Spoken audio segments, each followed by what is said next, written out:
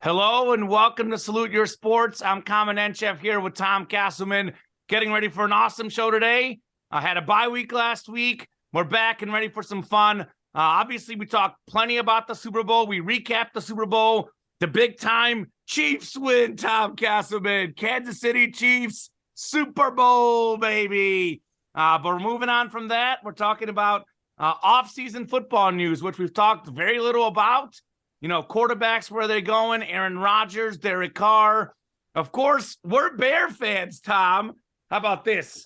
Bear Nation, baby. Bear fans. That's Mike Singletary, by the way, signed mini helmet. Nice. What should the Bears do with the first pick? Do they keep Justin Fields and trade down for defense, maybe offense? Do they draft Bryce Young number 1 overall? That's going to be the hot topic today. And we'll talk about Sean Payton with the Broncos and Russell Wilson. We'll have, obviously, some fun talks about the MLB and these new rules. What in the world is going on? Imagine being like an 85-year-old grandpa who maybe doesn't have cable. Now, you don't watch SportsCenter. You don't have the internet. You turn on a baseball game and it ends on a strikeout because the batter wasn't set. He's probably losing his mind, poor old grandpa. We'll talk about that. We'll have betting locks, sports trivia, some NBA chatter in the betting locks for me in the sports trivia. College basketball conference tournaments underway. We'll talk plenty about that next week as we talk about the Power Five. So looking forward to a fun show. I'm fired up, Tom. How are you doing today? I am doing well. Of course, we have the Underwear Olympics underway in the NFL as the combine is getting started.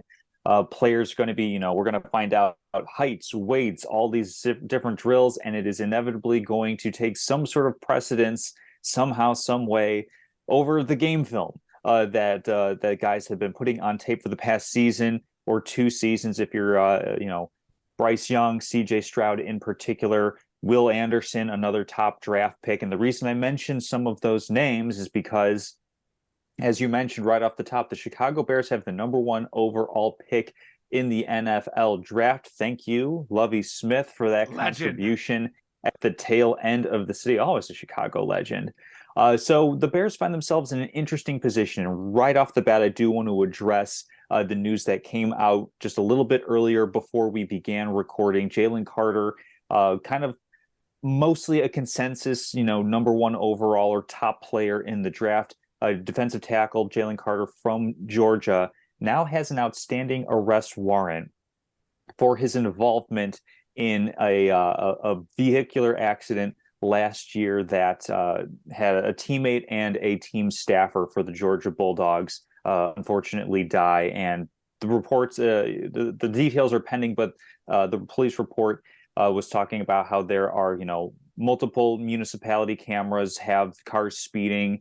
The player who died in the car accident had a blood alcohol level of 0.197, something really, really high. So Jalen Carter has an arrest warrant out. We do not know what this is going to mean as far as anything going forward. But what it does for this discussion is it takes him out of the conversation for now about what happens with the Bears, the number 1 overall pick, and the draft in general.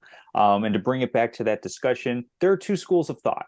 You've got the folks who are on the 4-letter network saying, go out and trade Justin Fields, restart the quarterback contract clock, all these different cockamamie things that really don't make a ton of sense when you put at least a little bit of thought into it from the standpoint of the contract control is kind of argument for me, because you have at least 3 more years with Justin Fields. He has 2 more years. You've got the 5th-year option. After that, you can franchise him up to 2 times before it becomes prohibitively expensive. So the timing, that doesn't really make sense as far as that particular argument goes. Bears could take a top defensive player. But go ahead. Well, no, not for you. But I'm just saying that, the other arguments that have been laid out, the primary one seems to be contract control with getting Bryce Young and then pairing that with the fact that he is a really good processor.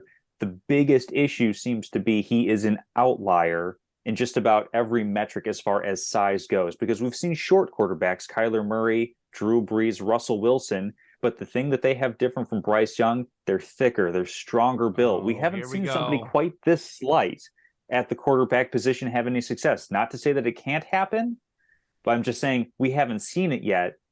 Is Bryce Young going to be an outlier? What should the Bears do? Should they try to get him, or do you think that they should try to parlay somebody else into chasing that, knowing that they already have a good quarterback on the roster? Yeah, I think for me, this is obviously a difficult decision for the Bears, but the right choice is Bryce Young. I mean, look, you talk about weight, you talk about height. I know it's the weight and height combo. We get so obsessed with this. The man can play the game of football. This is probably the best quarterback I've seen in the college game in years, Tom Castleman. This man is phenomenal. He's got moxie. He's got leadership.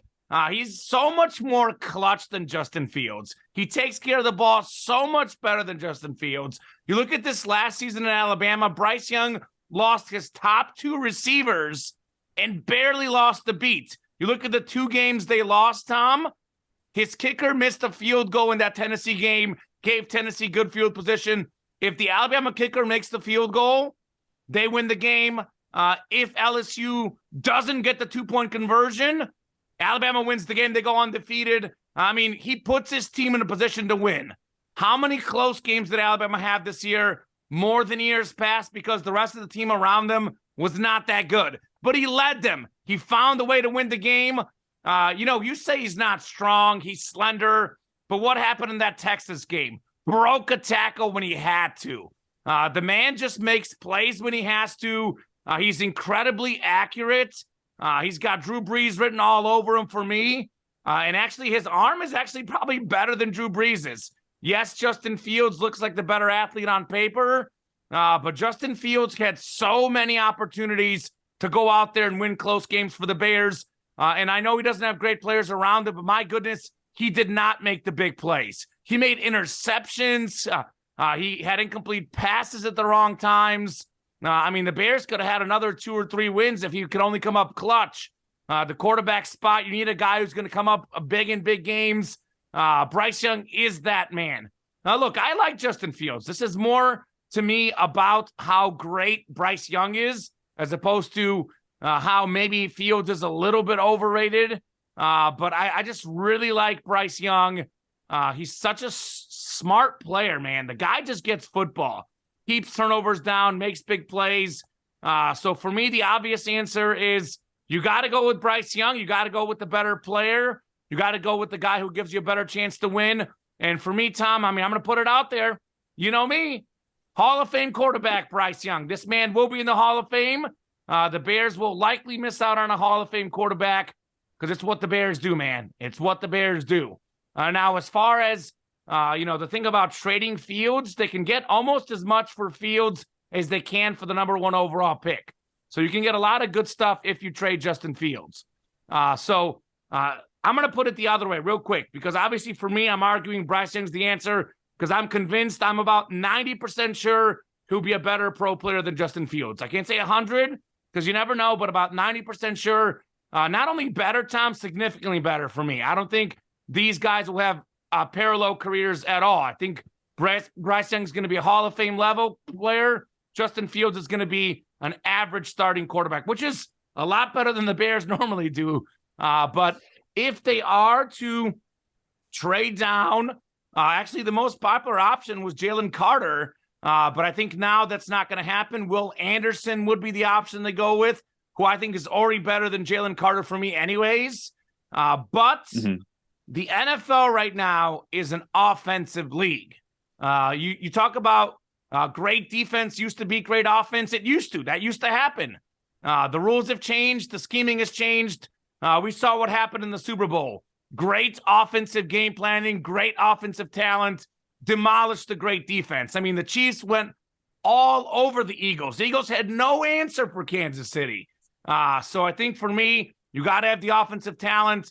The Bears have a bottom 3 offense in the league, probably. It would be, I know, Will Anderson, sure. He's the most sure thing. If they're going to get rid of that pick, they got to trade down even more. They got to get a receiver, maybe make a trade for a receiver. But last year, the Bears had no first-round pick. They went defense in the second round. I think it would be a waste not to go offense with your first pick. I think Bryce Young's the obvious answer, but if they're not going to go Bryce Young, I'm absolutely not in favor of Will Anderson.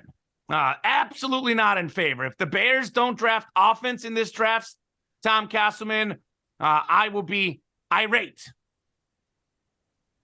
Well, I think that there's a couple different things to address. Number one, I would say that the most important position to fill on your team is the quarterback. I mean, that's something that everybody can agree with.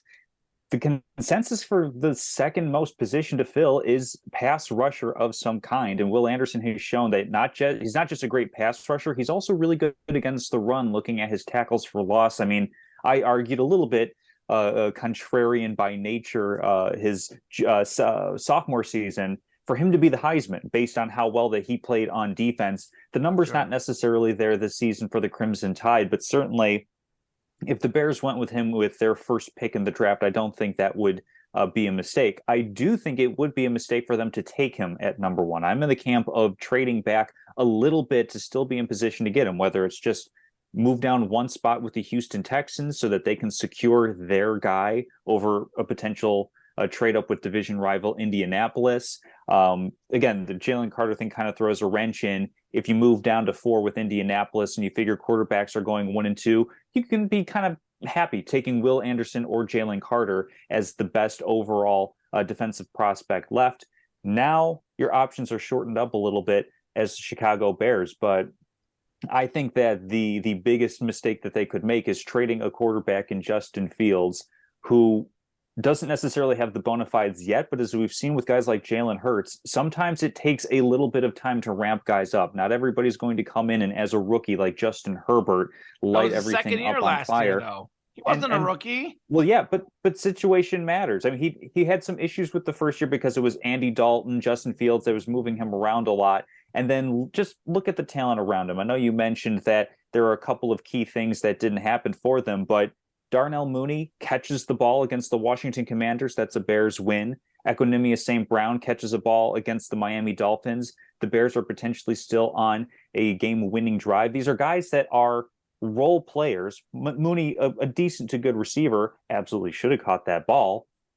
But the pieces around just simply are not there for the Bears. And for me to say Justin Fields is who he is. I mean, look at what happened with Tua Tagovailoa from the first couple of years in the league where he had good but not necessarily great numbers. Much better touchdown to pick ratio than Fields, though. Much better. Yeah, but you give him Jalen Waddle, you give him Tyreek Hill, and all of a sudden he looks like a world beater. The situation matters greatly around the quarterback. And as far as, you know, the easiest comparison is to compare Justin Fields to Bryce Young and their college statistics. Fields had a better passer rating. Fields ran a lot more. I mean, we can kind of take that out of the conversation, although I think that's part of what makes him potentially really special is his running ability. Better players around them. With Jalen Hurts, yeah. I mean, I think that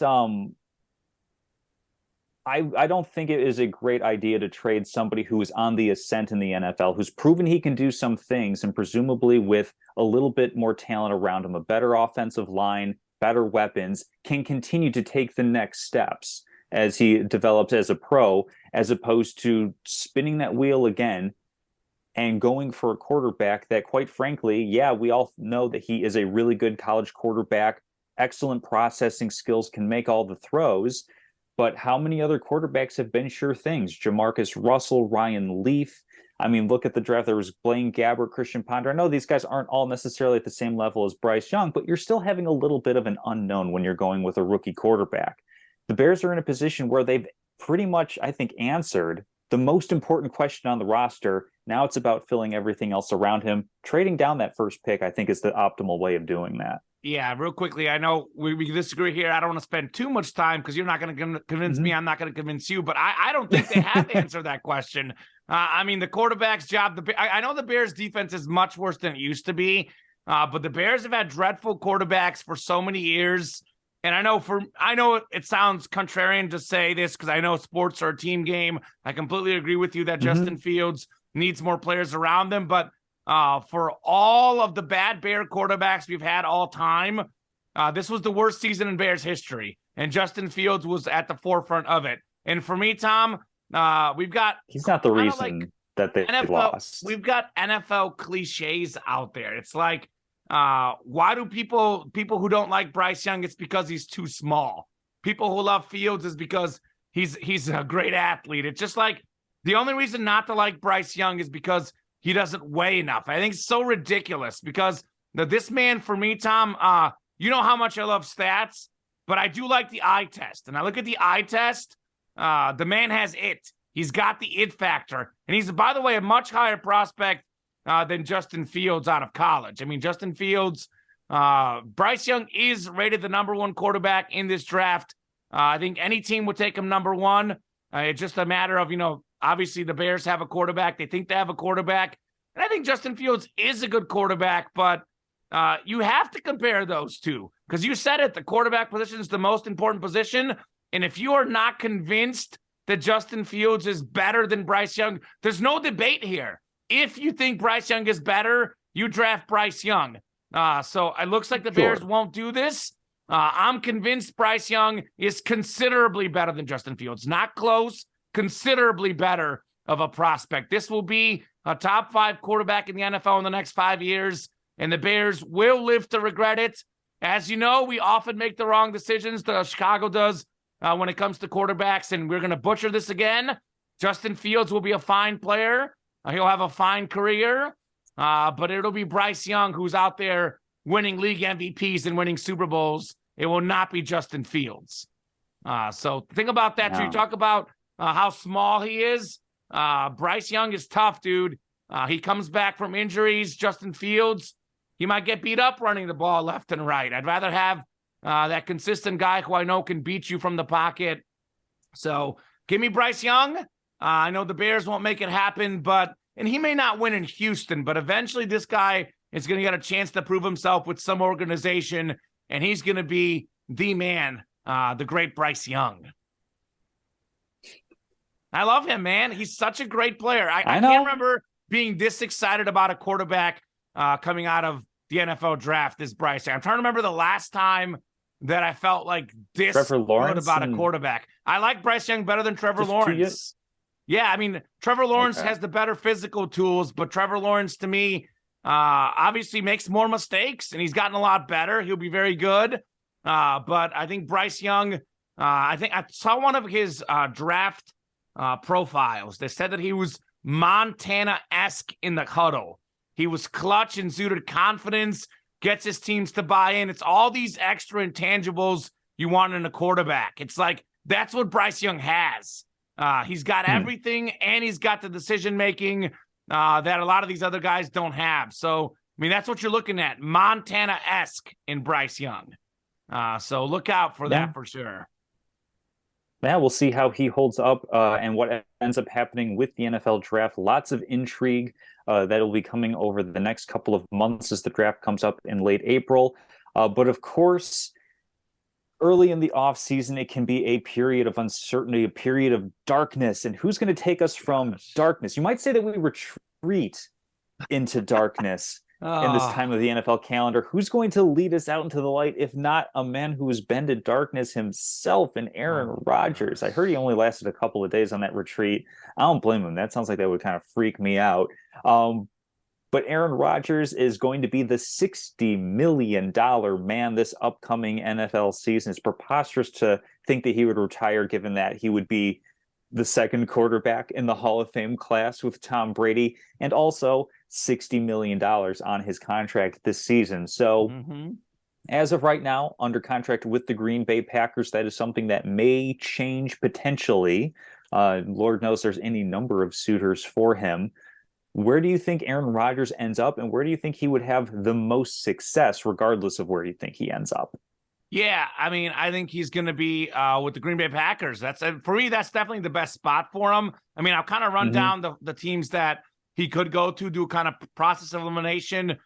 There could be another team we don't know about, but right now the Jets, the Raiders, and the Packers are the 3 rumor teams. I think the worst location for him to win would be the Jets. Yes, they have a young receiver like Garrett Wilson, but still they don't have that great of a team there. They have the Bills, Dolphins, and Patriots to put up with. I mean, Josh Allen and the Bills, they'll be here for years to come. Bill Belichick, never fun to play against him if you're an offensive player. The Dolphins, if Tua could be healthy, Tua With Tyreek Hill, Jalen Waddle, they'll be a force for years to come. So New York is probably the worst place for him to win. I mean, the Jets don't make the playoffs. They're just a bad football team. New York would not be a smart place for him to go to. Raiders, if you're looking at individual stats, this is actually probably his best place. He has Devontae Adams, his former teammate, a guy he knows very well. If Darren Waller could get healthy, Hunter Renfrow, Josh Jacobs, they got some weapons there. With the Raiders, he'll probably put up the best numbers. But again, you're in the same division with Patrick Mahomes. You play him twice. You have Justin Herbert in there. The Broncos, I guess, should maybe get better. I'm not convinced of that. That'll be an upcoming topic. But the AFC is just in general a much tougher conference because they're not winning the division against the Bills. They're not winning the division against the Chiefs. Not a chance those are happening. Then you look at all the potential wild card teams in the AFC. I mean, teams like the Dolphins, teams like, the Steelers will be a wild card contender. The Ravens, you look at the Chargers. The AFC is loaded, Tom Castleman. It is absolutely loaded. Unless you're going to the AFC South, I would not want to play in any AFC division. And the Jaguars are up and coming anyways in the South. So I just don't think he can win in the AFC. I don't think he will make the playoffs in the AFC. Green Bay for him is definitely the best place to stay. By the way, his young receivers are getting better. Christian Watson, significantly better the second half of the season. This last season, he's got good running backs. Defense is decent. That division is there for the taking. I mean, you look at the Vikings. They were, as you would like to say, one of the luckiest teams like ever, honestly. They had a good record, but they allowed more points than they scored. I don't think they'll be this good in close games next season. The Bears are a mess. Even if they get my guy, Bryce Young, I'm not convinced they're a contender year one. And then you look at the Lions. The Lions are up and coming. They might be actually my pick for that division, but it's still the Detroit Lions. I mean, prove it first before we buy in completely. He's in the right spot to win that NFC North. No matter where he goes, Tom, he's not winning another Super Bowl. It's just not going to happen. It's not in the cards. His teammates aren't there. His level is dipped. But as far as where could he win the most, it's Green Bay because it's the weaker conference, the weaker division of his options. And it's the familiarity with the offense, the coaching staff, the city. I mean, it's a lot harder to adjust to a new place. And when you're at the tail end of your career, it makes it even harder to adjust at new places. So I think Rodgers is going to stay in Green Bay unless they get completely sick of him. And he does have a no-trade clause. But I also think that even with the no-trade clause, if they tell him, look, Aaron, we don't want you, he may not want to be there. I think Aaron likes to have his ego a little bit boosted. So if they tell him we don't want you here anymore, that might be the one reason why he leaves. But my gut says that he's been in Pat McAfee's basement the whole time, just messing with us. I know the reports are he was at the Oregon facility, whatever. Yeah. This is all a show for me, just like it was last year. I mean, come on. Who thought he was going to retire last year? It was all a show so he can get a big contract. He's got the big contract. He's got the money in the pockets. He's coming back this year. He's going to play with the Packers, and that'll be the best place for Aaron Rodgers. Unfortunately, he'll probably own the Bears again. Bears will lose both games against Aaron Rodgers. But this man is not winning another Super Bowl ever again, Tom. I'll tell you that much for sure.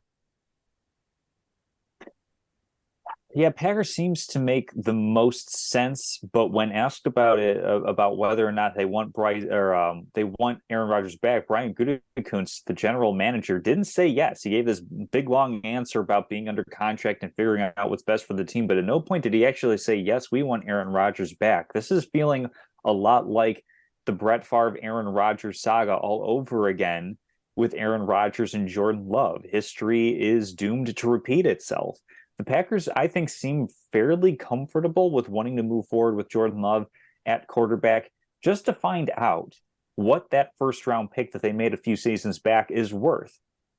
To see if, given a full offseason, working with these guys, giving him, basically just full command of everything and saying, hey, take this division and run with it, because the division is a little bit weak. The Vikings, a bit of a fluky team. I think Detroit is actually going to be pretty solid, scary as that sounds. Yeah, and weird. with all of the assets that the Bears have, it would not surprise me, if you want to sprinkle a little future on this here, I could see the Bears winning the NFC North next season. I could see that as a potential option. So for Aaron Rodgers, I think it's most likely he's going to be in Green Bay, but I wouldn't put it past anybody to say, hey, we've got this, empty shell of a number 12 jersey down in Tampa. Rodgers could go there, and you have a ready-made roster to win with Mike Evans, Chris Godwin. They released Leonard Fournette by his request. You have a solid defense already there. Basically, you put Aaron Rodgers in Tampa. I don't know how they make it work money-wise, because I know with Tom Brady retiring, they're like $35 to $50 million over the cap. The cap is a magic number. You can massage that and get it to where you need it to be. But I think Tampa could absolutely be a place if Aaron Rodgers wants to have a last hurrah. If the Tampa Bay Buccaneers want to be the successful version of what the Indianapolis Colts try to be every single season, of plug and play, a great veteran quarterback who passed his prime but still has a little bit of magic left.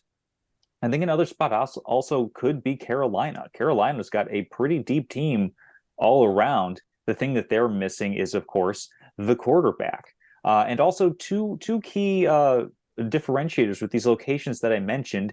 They're in warm weather locations. They're nice places that everybody wants to be. Up in Green Bay, if it's not Sunday or the occasional Thursday or Monday night, there's nothing to do in Green Bay. They eat cheese, Tom. You can eat cheese. There's only so much that is healthy for human consumption to be doing that. I think that those are pretty good spots for Aaron Rodgers to end up. Oh, I do too. The cheese curds up there are fantastic. So I think that's where he could have some success as well. On paper, I might say Las Vegas, but there's a reason. Like, yes, he and Davante Adams played really well together for a long time.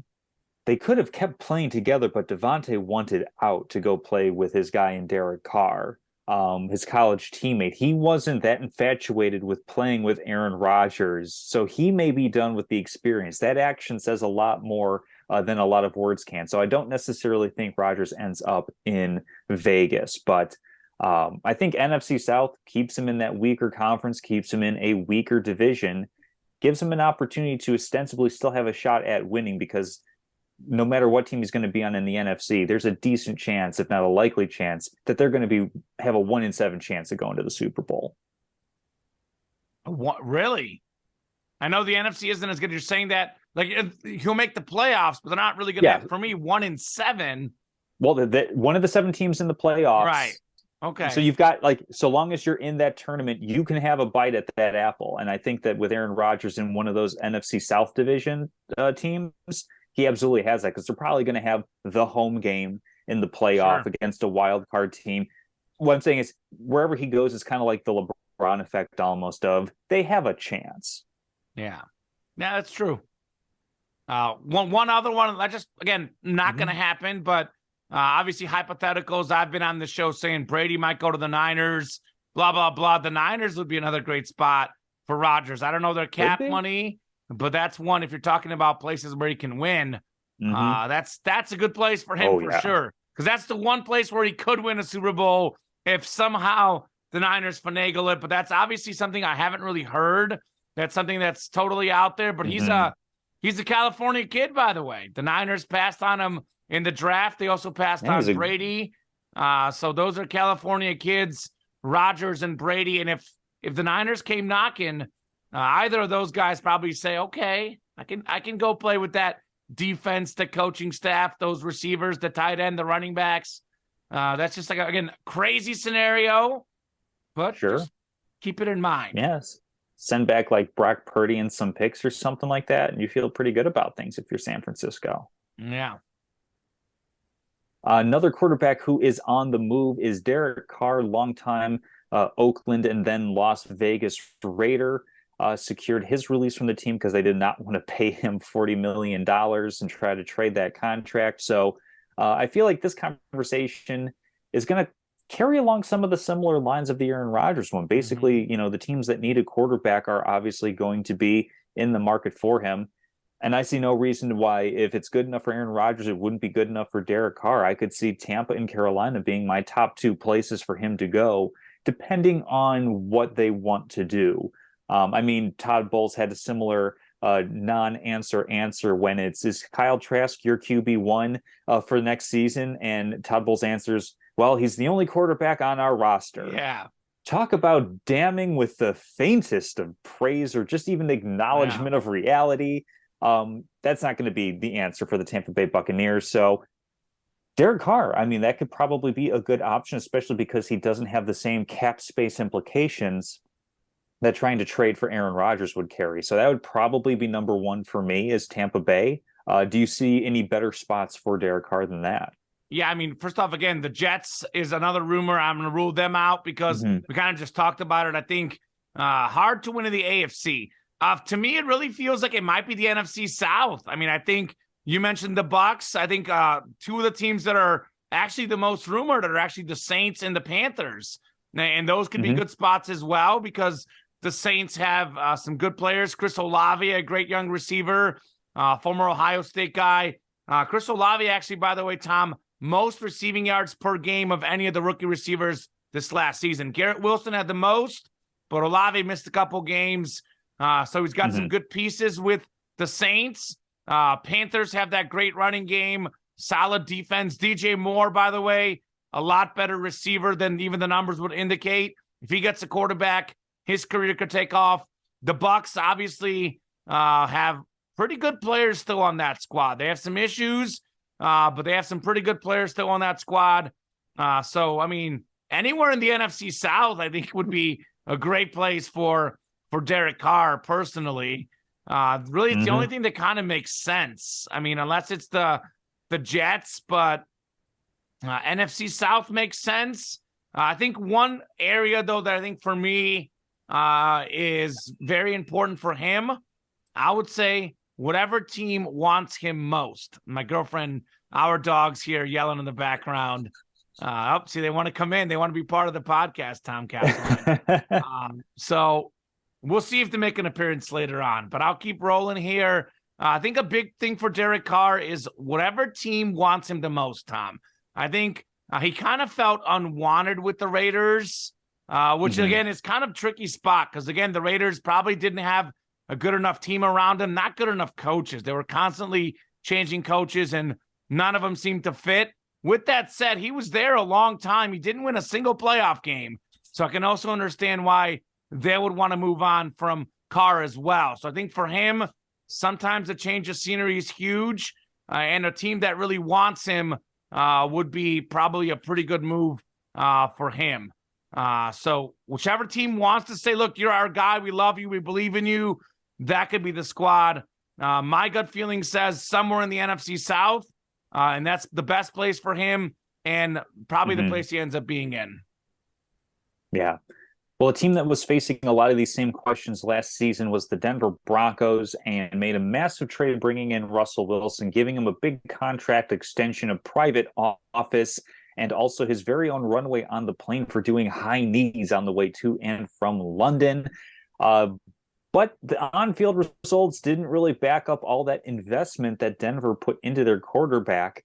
Now Sean Payton, formerly coach of the New Orleans Saints, famously bringing them a Super Bowl, Drew Brees as his quarterback, another on the smaller side quarterback who had pretty good success in his career until he went to New Orleans and it hit a whole new level of success.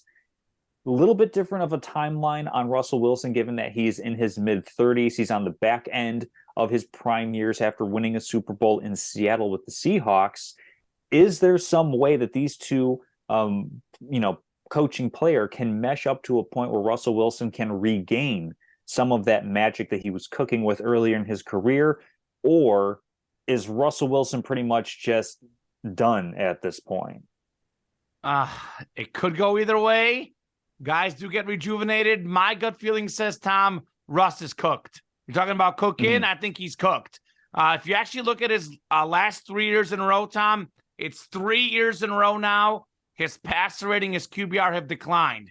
Obviously, this last season was a pretty sharp decline. But if you look at his numbers, there was some decline the last few years in general with Russell Wilson. His running is not the same. Maybe he's gotten older. His athleticism is not the same, but he's no longer running for 600, 700, 800 rush yards either. And I think part of the problem is the Denver offense simply just isn't as good. These guys, Jerry Jeudy, Courtland Sutton, they're not as good as we thought they were. I think they're going to improve this year. I think they'll be in around that 500 mark. But I think they just missed the playoffs. I think they're in a tough division. Again, they're in a tough conference. They're not going to beat the Chiefs. They've lost to them so many times in a row. They're not winning the division. And the wild card's going to be very tough. Sean Payton can only make Russell Wilson so good. I mean, Courtland Sutton and Jerry Jeudy, I think they're guys that are a little bit overhyped. I think there's only so much the man could do. I know he's a great coach. I know he's a great, great mind, but great minds can only do so much. You look at Sean McVay, Tom, with the Rams, he did wonders. Then his players get hurt. Not as good. Sean Payton does not have Drew Brees. He doesn't have the same weapons, doesn't have the same system as he did with the Saints. I kind of think that this Sean Payton to the Broncos is kind of a last-ditch move. And I guess it's going to work out in that they'll be better. Javonte Williams coming back will help. But I don't buy them as a legitimate playoff contender. They might sneak in if they stay healthy. They win a few close games. But my gut feeling says they're on the outside looking in the playoffs. And Russell Wilson is on the down spiral in his NFL career. Still a Hall of Famer, but down spiral of his career. It's interesting because some of these guys like Brady can sustain for so long. Brees can sustain for so long. But we have also seen Peyton Manning. Maybe we're seeing Aaron Rodgers right now. There's also Matt Ryan, Phillip Rivers. There's like a sharp Ben decline. Roethlisberger. Roethlisberger. And still, as great as Brady is, as great as Brees was, more often than not, we do see this decline. I think Brady's kind of defied some of the odds. But I think that Russell Wilson is on the declining end of his career. He's still a solid quarterback, but I don't think he's I was going to say he's not a Pro Bowler, but with how many guys get in the Pro Bowl, he's not Tyler a top Huntley's 10 quarterback. A Pro Bowler. Exactly. He's not a top 10 quarterback in the league. I don't know if he's even top 15 right now, to be honest, Tom. He's not a guy that you win a Super Bowl because of, as you like to say, at this stage in his career. Yeah, for me, I'm not willing to go out and say definitively that Russell Wilson is done just yet, because I think that coaching has a lot to do with it. And I think that it's not just that Sean Payton is a positive. He's like, Sean Payton is a positive over a baseline. I think Nathaniel Hackett was actually a negative under baseline. So you're almost getting like a double level up with Sean Payton at quarterback. I think this is the prove it year. This is where we find out, I would say, definitively if Russell Wilson is done or not, because we did see some things that are cause for concern with the decline. He doesn't have the same in-pocket mobility. I know you mentioned his scrambling ability and able to pick up yards, but we weren't even really seeing him navigate the pocket as well as he used to, because that's the short area lateral quickness that can go away with age. And that's why Tom Brady was able to be so successful later on, is because he maintained that. He never really ran much. And when he did, it reminded me of me running. Not a pretty sight. But for Russell Wilson, I think it's the sort of thing where the biggest key to success, I guess, would be know yourself, know your strengths, and know your weaknesses. Russell Wilson, I think, views himself as a much better quarterback than he is. And this is, I'm being very careful because I don't want to mean any of this as a slight. He is a very, very good quarterback. He's had a lot of success in the league. What did he have in Seattle that he did not have in Denver this past season? A strong head coach in Pete Carroll that ran things a certain way. And we saw that when they moved away from defense and running game and trying to enable Russell Wilson as more of a passer, they didn't end up having the same in the record column success that they did before. And I think in Denver, there was this huge rush to give him everything that he wanted, as if he were a Tom Brady, Peyton Manning, that level of quarterback. And he's not. Very few people are. Like, that's what I'm trying to say. Agreed. This is not at all an insult or a slight to Russell Wilson. I think that with Sean Payton, I mean, the whole key to his offense was everybody is on time doing the right thing in the right position, that the receivers go here, here, here, and the pass is supposed to go here. It's very set up. So if Russell Wilson can kind of take a little bit of an ego check and fit within Sean Payton's 100%. offense and be a phenomenal facilitator, I think that he can have a couple more years of good success. But if he's not willing to accept that, or if just his raw physical talent is truly done, that's what I'm saying is, so that's why I think Sean Payton, this is going to be the year where we find out one way or the other on Russell Wilson. I'm not willing to call it yet, because I think Peyton makes that much of a difference. But certainly this is going to be the proving year. Yeah, I'm not willing to call it yet either. You never know, but my gut feeling says that it's not going to be. I mean, 100% agree with everything you said. I think it's one of those things where it's like, yes, as a quarterback, you want to be very confident. You want to think you're the guy, but he's kind of like that second-tier star, and he thinks he's that first-tier star. I think he's still a Hall of Fame quarterback, but I also think not only does he think he's up there with those guys, I think he also maybe doesn't realize that he's lost a little bit. He looks around and thinks he's still that player that maybe was pushing a top 5 quarterback in the league maybe 5 years ago. So we'll see. Real quick, Tom, just yes or no answer. Again, it could go either way. It's going to be close. My gut feeling, though, says no playoffs for the Broncos. How about you? Right now, I'm going to say no, but we still have some time in the offseason where they could make some moves that changes that to a yes by the time training camp rolls around. So right now, outside looking in, we'll see if that changes as the season draws nearer. Another guy making a change in his address is Eric Bieniemy, going from offensive coordinator with the Kansas City Chiefs to now the offensive coordinator and assistant head coach. So gets a little bit of a title bump with the Washington Commanders.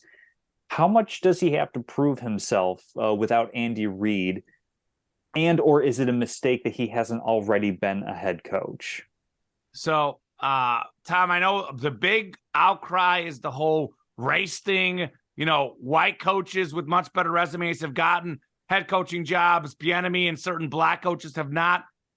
That might be part of with some organizations. I'm not saying that definitely has something to do with it. How much or how little, I don't know.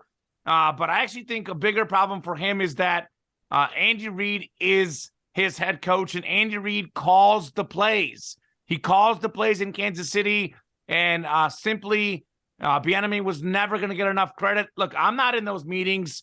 I'm not here to ratio how much of the offense is due to Andy Reid, how much is of it due to Eric Bieniemy, how much is it just having Mahomes and Kelsey all these years. So it's very tricky. My gut feeling, though, I mean, I guess I would probably take a shot on this man as a head coach. But being a head coach and offensive coordinator are two very different things.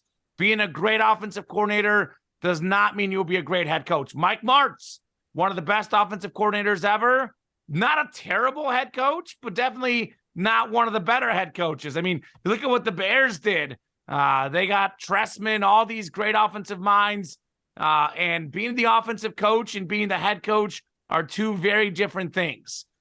So it's interesting because you look at Andy Reid's coaching tree. Guys like Doug Peterson won a Super Bowl. John Harbaugh, a fantastic coach. Sean McDermott. So you can argue and sit, look, these guys, if you sit under Andy Reid for so long, you pick up some things and you end up being great. There are opposite examples too, though, like our very own Matt Nagy, who, by the way, is now the OC back in Kansas City.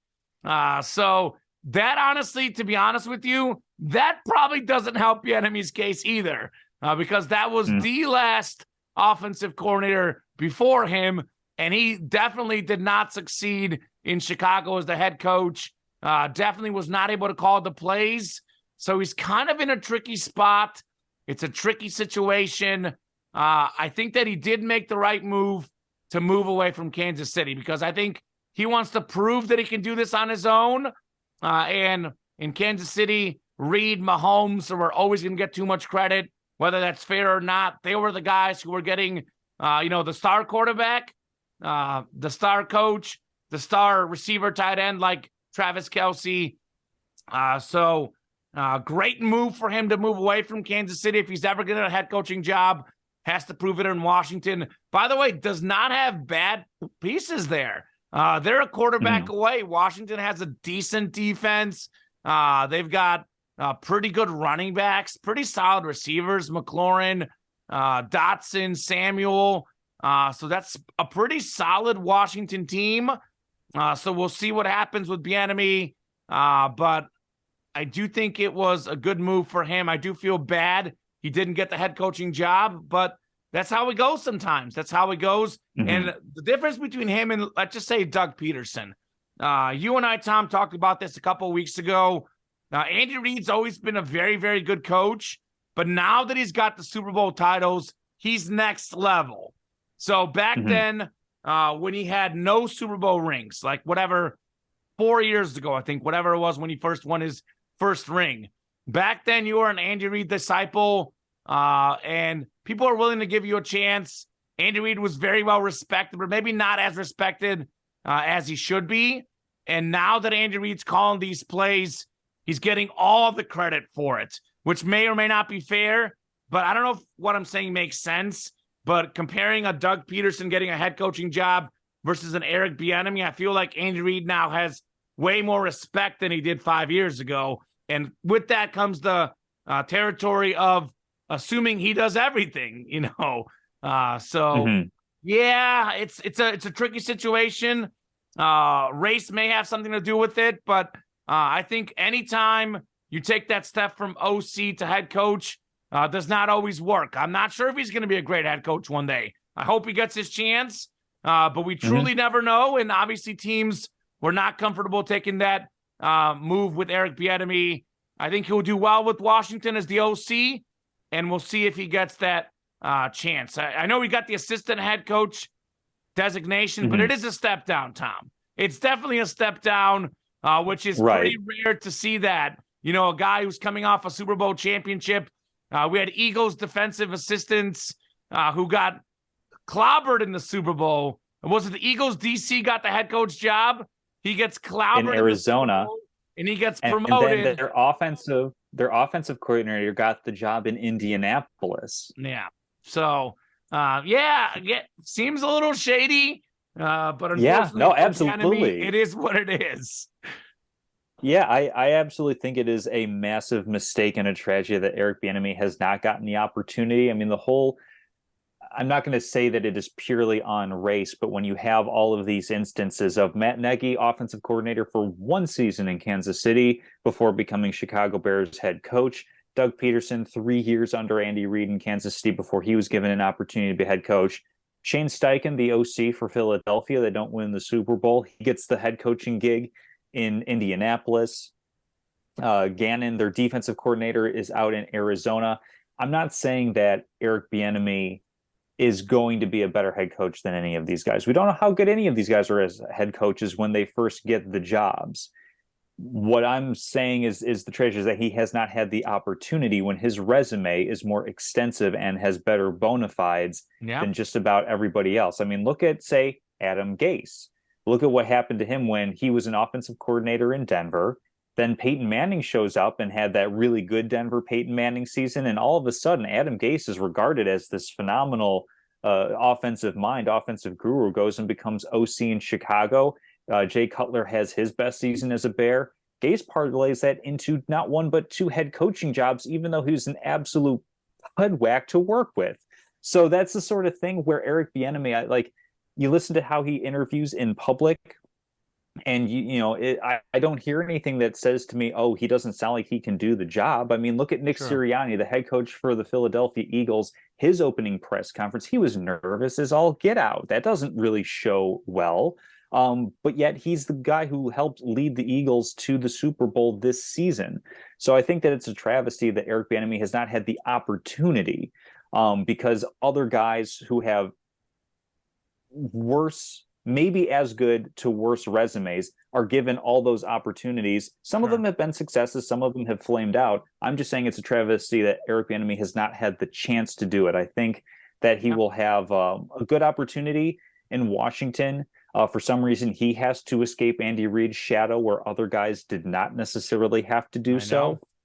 But being the assistant head coach basically means Ron Rivera is running the defense and head coaching out there. So basically, Bieniemy has his own fiefdom with the Commanders. So they got to solve that quarterback position. Right now, I think Sam Howell is the only quarterback under contract. I think it was like a 3rd or 4th round draft pick.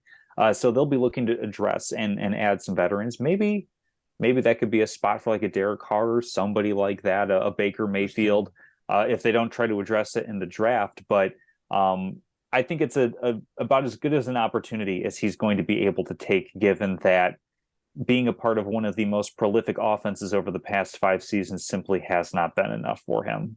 Yeah, it's tough. I mean, I agree with everything you're saying, but that's kind of the world we live in. Sometimes you don't get what you deserve. But just to be clear, Tom, it is literally almost impossible to quantify, to know how any DC or OC will be a head coach. It's very hard to quantify, but I would like to see him get that opportunity for sure, Eric Bieniemy. Absolutely.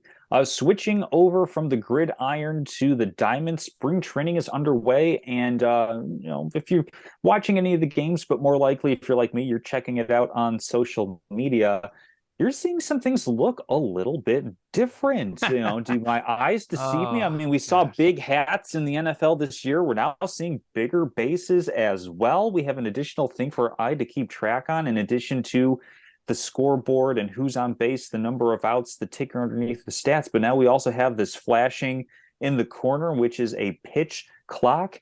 And then, of course, if you were looking for, well-positioned defense, you're not allowed to do that anymore in baseball. So those are kind of the 3 main changes.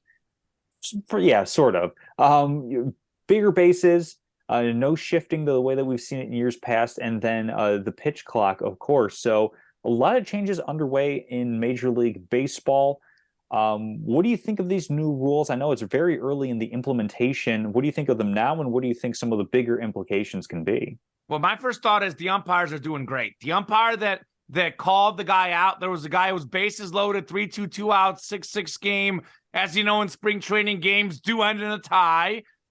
So the batter has 8 seconds to get set in the batter's box. If they're not set in 8 seconds, that's an automatic strike. Manny Machado was the first offense.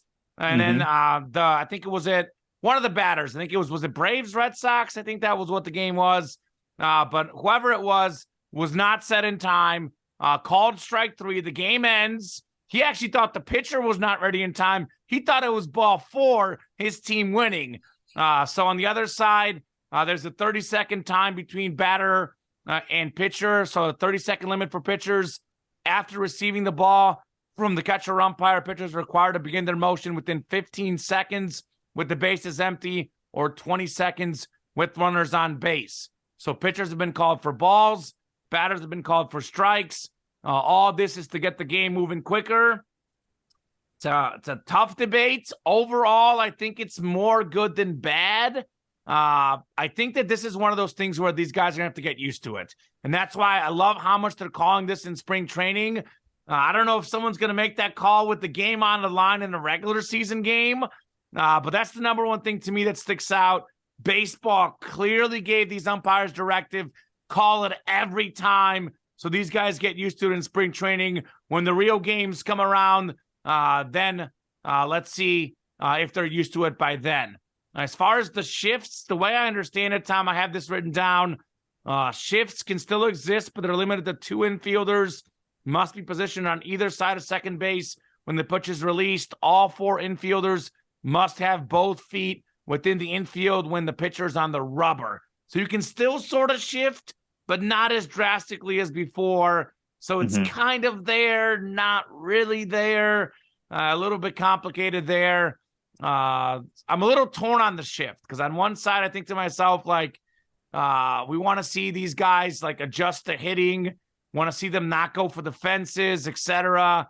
So that kind of seems like it's good for the game. But at the other time, it's like, why are you like limiting teams with, if they can take an advantage, if they're smart?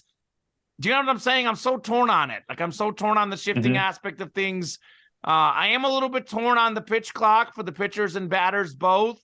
But I think ultimately baseball is a hard game to get through 3 hours now. I used to watch 3-hour games all the time when I was younger, which is weird because kids normally have worse attention span. But for whatever reason, I used to sit down and watch 3-hour baseball games. Part of it for me now is time. I'll put on a baseball game here and there, watch a little bit, watch a couple innings. But I think in general, you look at the ratings, you look at how people are speaking with how much baseball is being watched on TV. People are not sitting through a 3-hour game. If you can make this a 2.5-hour game, you could even increase viewership a little bit. So overall, as far as the pitch clock and the batter clock, I mean, I agree because we want action. You don't want the batters to sit there for 10, 15, 20 seconds, like doing their batting gloves, doing their like shoulder pads, all that. I mean, we don't need that in the game. No. We don't need it. 30 seconds for a pitcher is plenty, by the way, to go out and throw the ball. So overall, I like the changes. I specifically love how the umpires are calling this in spring training. Love it. And that was one of the coolest things I've seen, the game ending on that type of strikeout. Now, you have to do it now because otherwise these guys will not learn.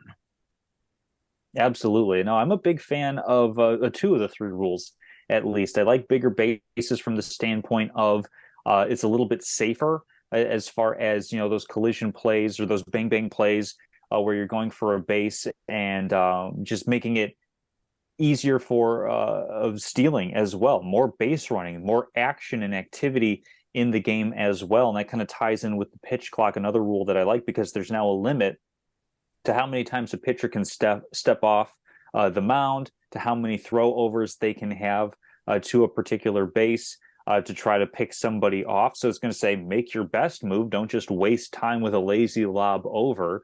But also then we're going to get into a little bit of chess about, hey, I know that he's thrown over twice.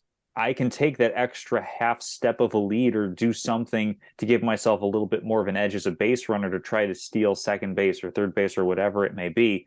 Encourages more action because that's the sort of thing that we kind of, idolize. Like the Ricky Henderson, I know like he was really, really old by the time we were watching baseball, but think about like Ichiro, 130 for steals. example, and ball, some baby. of the wonderful action, Scott Podsednik going local. Yeah, Ozzy ball, small ball. Absolutely. And the pitch clock encourages more pitchers to be like Mark Burley, one of my favorite pitchers, who would consistently go out and throw games in like 2 hours and 20 minutes. I think he threw his perfect game in like under 220, which is phenomenal for all sorts of reasons. I think that the pitch clock serves 2 purposes. One, I think it prevents pitchers from maxing out on every single throw. So I think we'll see fewer strikeouts and therefore more balls put into play.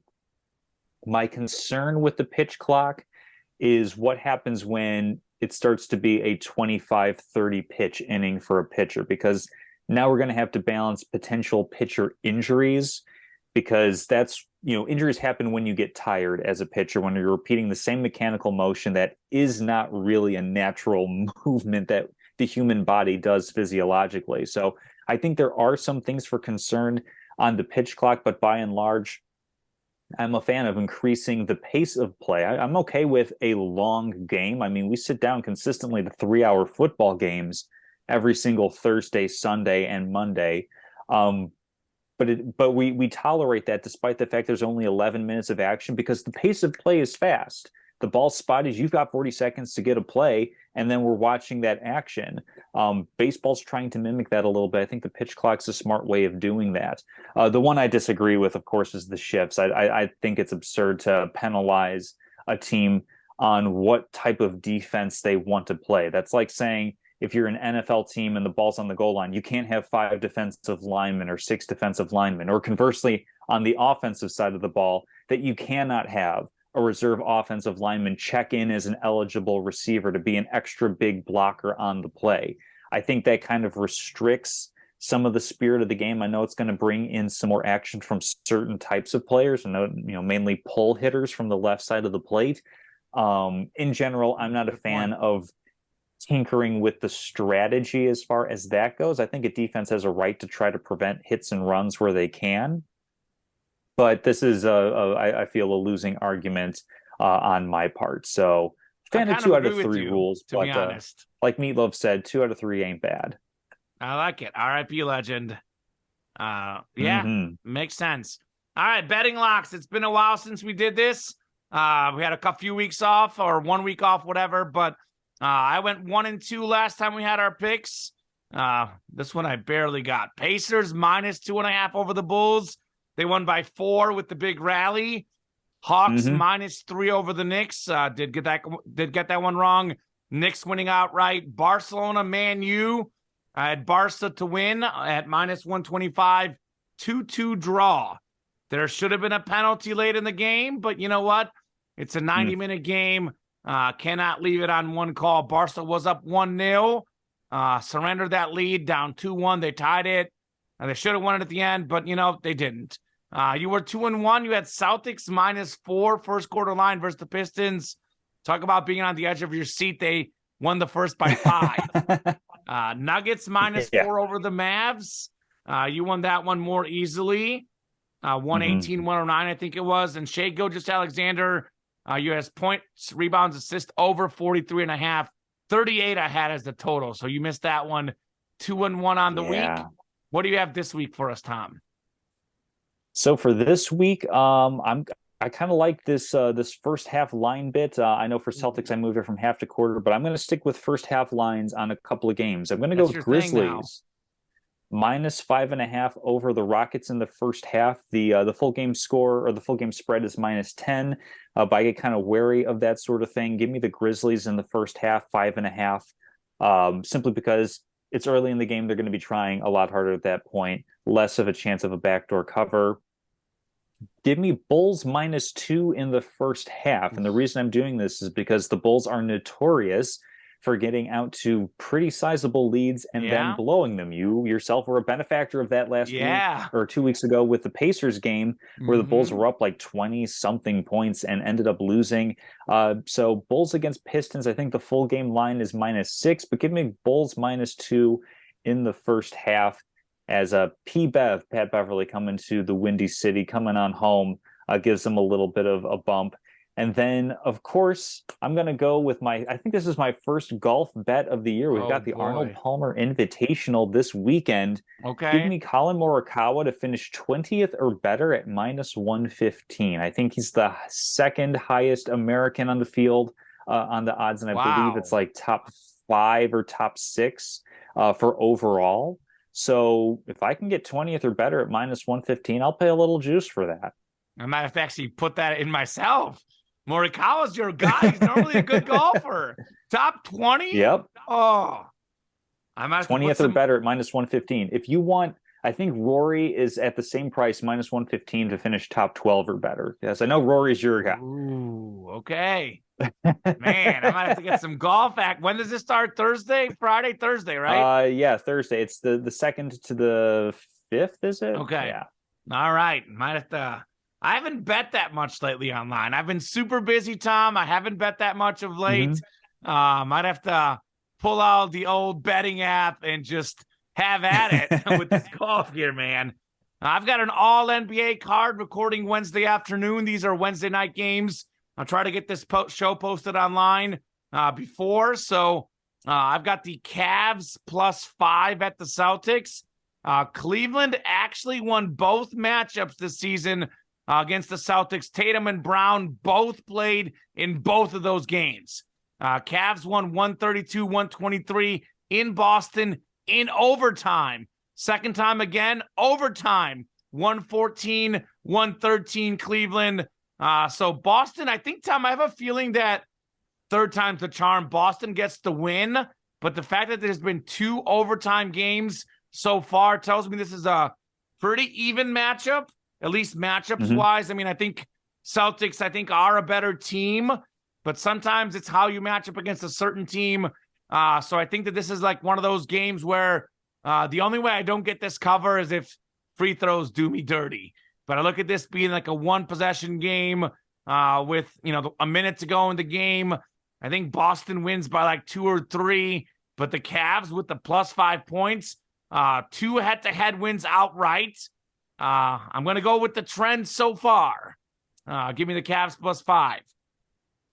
Here's the one that I probably feel the best about, and I hate saying this because it's two pretty bad basketball teams, but I'll say Lakers Thunder over 227.5 points. These are 2 of the worst defenses in the NBA. Last time they played, it was 133-130. That was actually the game LeBron broke Kareem's scoring record. No LeBron this time, so there should be a dip in points, but we had 263 last time. I just need 228 this time around. The last 5 games OKC has played, it's been over 230 every game, over 227.5 every game. OKC plays 0, nada, zilch defense. I mean, they don't know what defense is in Oklahoma City. Lakers aren't much better. So this is more of how bad the defenses are, but I think Anthony Davis will have a big game. Shai Gilgeous-Alexander will have a big game. Look for 227.5. I feel confident saying over 230 in this one. This is my mortgage lock for this week, Tom. Mortgage lock. I think I did call the Chiefs a mortgage, didn't I, or did I not on the air? I can't remember what I said. I don't know if you said that they were mortgaged or not. I think you may have mortgaged the Bulls one, though, last week. The Bulls okay, good. Well, maybe. I don't remember. That hit. And then lastly, I've got the Blazers minus 1.5 over the Pelicans. New Orleans has lost 4 games in a row. They're 10-21 on the road. Blazers 17-14 at home. Damian Lillard coming off a recent 71-point game. I'll be mentioning this outing in a couple of spots of the show because we spent all this time talking sports, did not acknowledge your boy Dame Time with 71, Tom Castleman. The man went off Dame Lillard. Blazers are 17-14 at home. They're just a half game back of the Pelicans for that 10 seed in the play-in tournament out west. I think the Blazers win at home. Obviously, minus 1.5. I just need them to win by 2. Knowing my luck, they win by 1. That's what'll happen. But I'm saying Blazers minus 1.5 over the Pelicans.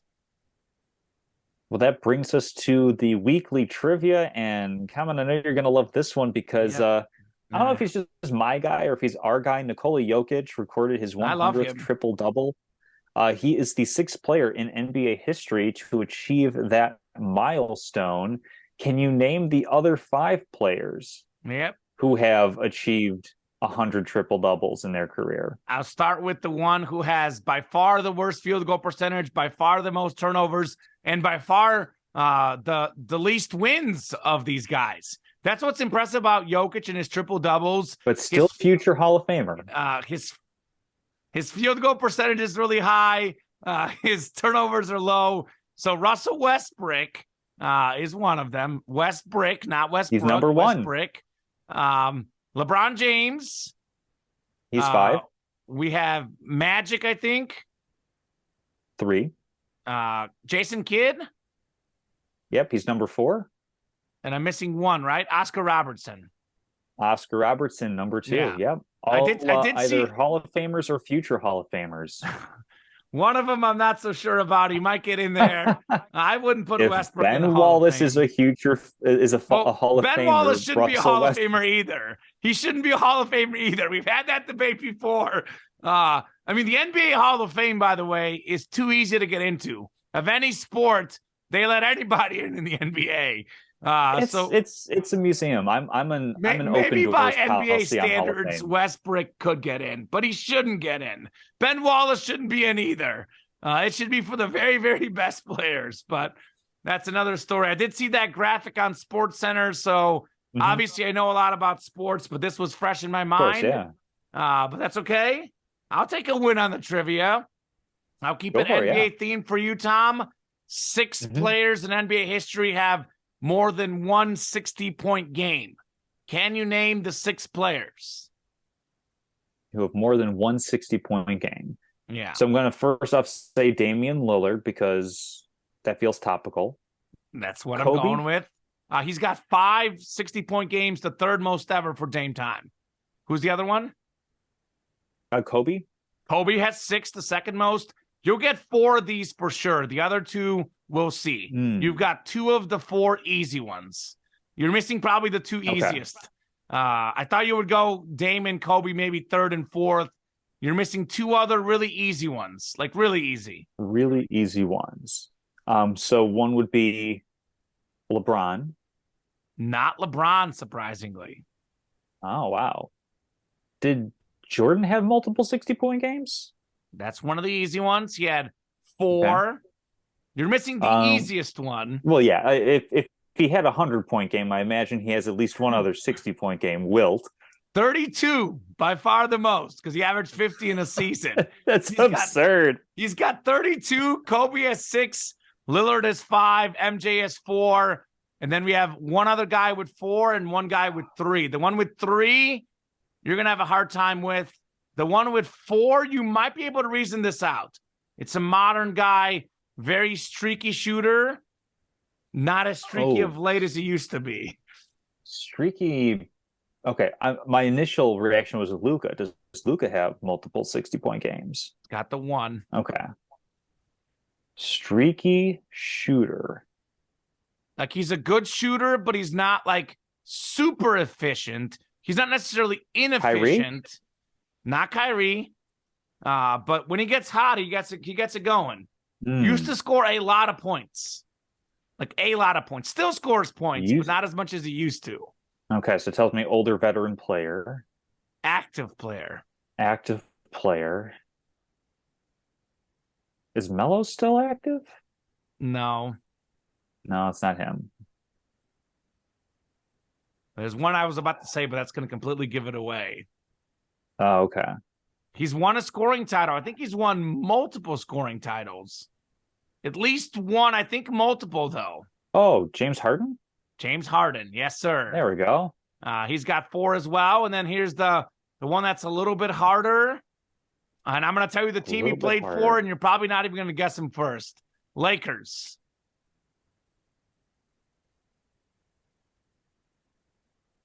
I mean, when you say Lakers, I want to say Kareem.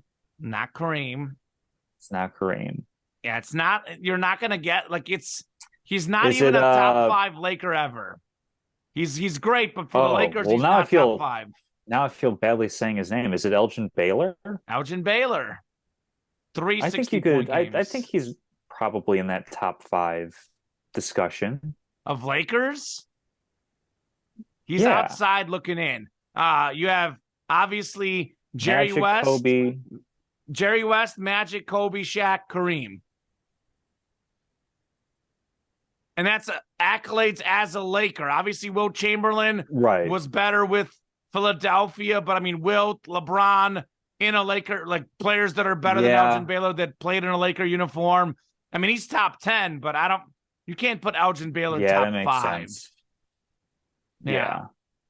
I'd say he's probably like 6 or 7 because you probably have to like give some love. Like Mikan played for the Lakers, I think, and he's like the OG, like basketball star. So okay, It's it's just almost criminal how many stars that organization has. All right, into statements of the week. Mine's not a great one. Mine's not a fun one. We have March Madness coming up. And my statement of the week is that Brandon Miller. You're going to. Okay, never mind. I thought you were going to rate on the NCAA. I guess you kind of are. No. But you're talking about the Alabama player? I'm talking about Brandon Miller. He absolutely should not be playing. And for those who aren't really familiar with the story, Brandon Miller is the star basketball player for the Alabama Crimson Tide, a NBA lottery prospect, to be sure, as a freshman.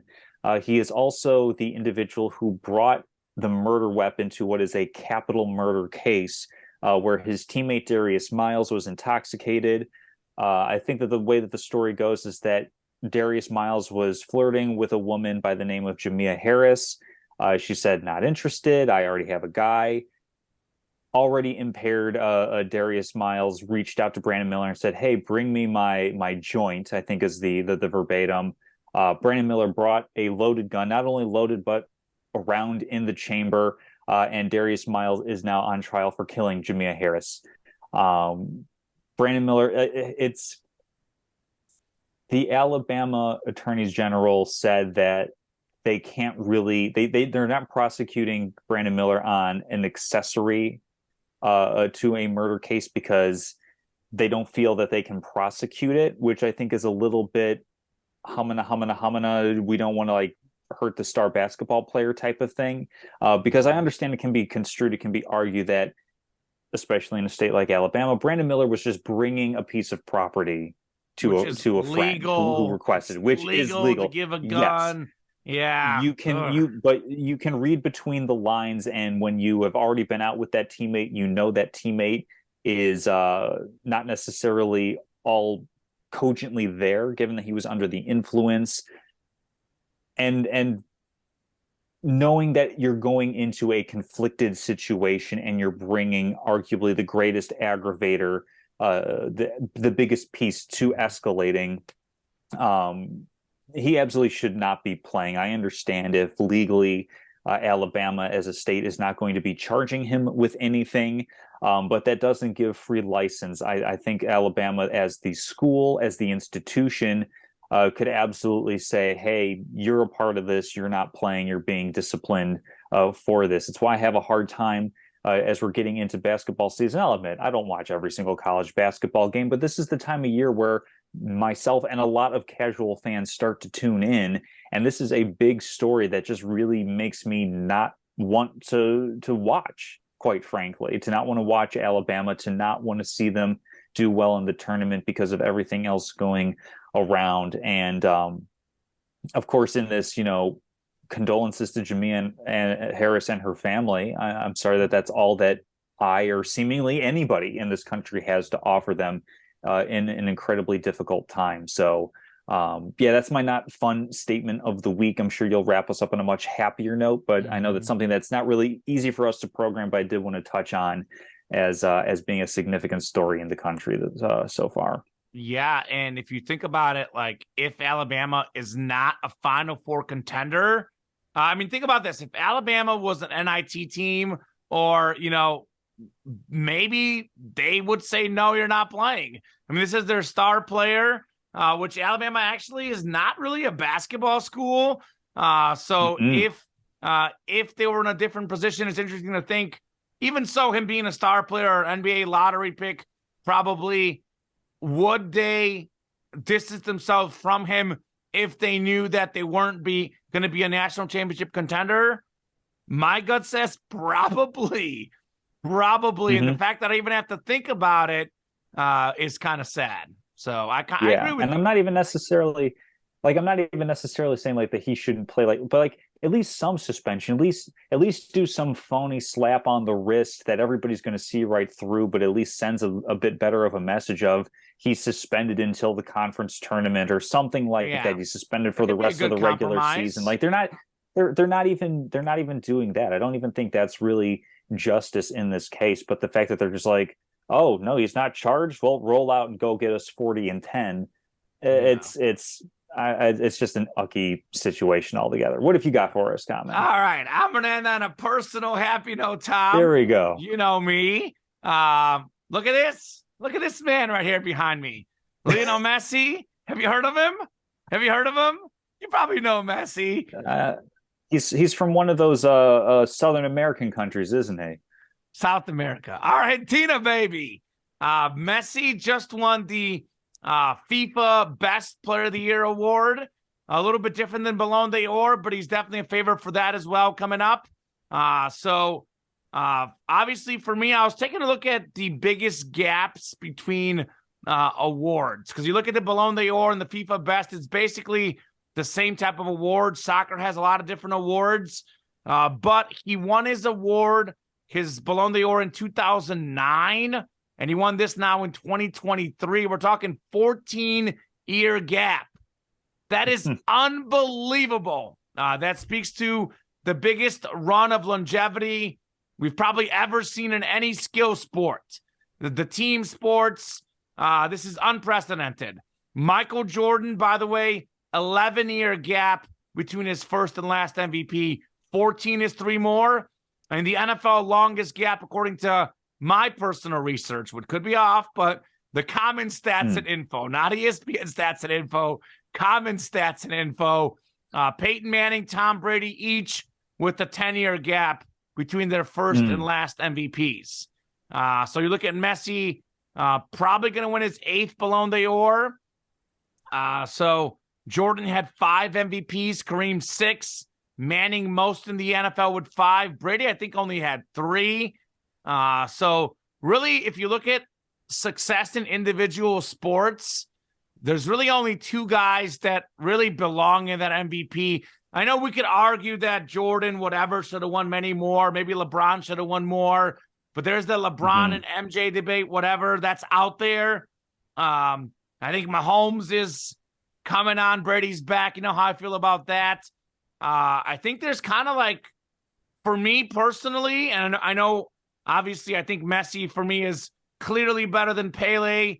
Pele won a World Cup when he got hurt and his teammates won it anyway. Messi has way more assists, better cumulative stats, whatever. The point I'm getting at, I think there's only 2 guys for me that are in that discussion, most dominant skill sport athlete. It's Messi, and guess the other one. Because there's one guy, I was blown away at his sheer success, just crunching the numbers. Because I was going to put Messi as one of the 2 best skill sport athletes of all time. I think obviously Bolt and Phelps for me are even greater, but that's an individual sport. Well, would it be the great one, Wayne Gretzky? It would be. He was the only guy, Tom, of major sports that I can find with more MVPs than Messi.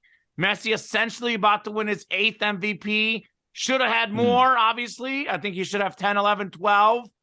But Wayne Gretzky could have had even more. He had 9 Hart trophies, 9-time MVP for Wayne Gretzky in 20 seasons. So I'd say Messi for me is even greater because he should have more than he's gotten, because I think the media tried to make this a Messi and Ronaldo thing. They probably gave Ronaldo about 3 or 4 that Messi should have gotten. But just in terms of resume, Messi and Wayne Gretzky's resumes stand alone. If we're looking at individual athletes in team sports, that's not counting tennis. You know, obviously Serena Williams, all those great male players, Nadal, Federer, Djokovic. But sheer team sports success, Messi and Gretzky are the 2 most decorated. I'll go Messi, but, you know, the bias side, the soccer fan, the fan of Messi. But really, really impressive numbers from Wayne Gretzky. I mean, it's wild how good he was. As much as I want to say, I mean, you look at hockey, he's the guy. There's no debate. In basketball, there is a debate now. In football, the debate is starting to come up. Even Brady, all those years, there was a debate in certain parts of his career. So shout out to Leo Messi and Wayne Gretzky. To me, those 2 stand alone on the Mount Rushmore of all-time great athletes in individual, in team sports as individuals. That makes sense. So very interesting stuff. I crunched the numbers. Very, very interesting. Absolutely. Well, that should do it for our show this week. Next week, we'll be doing conference basketball talk for the Power 5 as we will be rounding up on their tournaments. We won't be doing the smaller ones because those have already been submitted to the Jerome. If you know, you know. Yes. And then, of course, in a couple weeks afterward, we'll have the selection show. We'll be doing our March Madness bracket. We'll be going super heavy on that. So even though we don't have NFL necessarily, we still have all sorts of news. And of course, actually, we're still actually going to have NFL because doesn't free agency open up in a couple of weeks? Well, so there's going to be plenty of stuff to talk about. We'll have NFL sprinkled in. We might hit on the combine. You know how I feel about it. But obviously, that's more this week. It wraps up this weekend. We might touch on it a little bit maybe next week.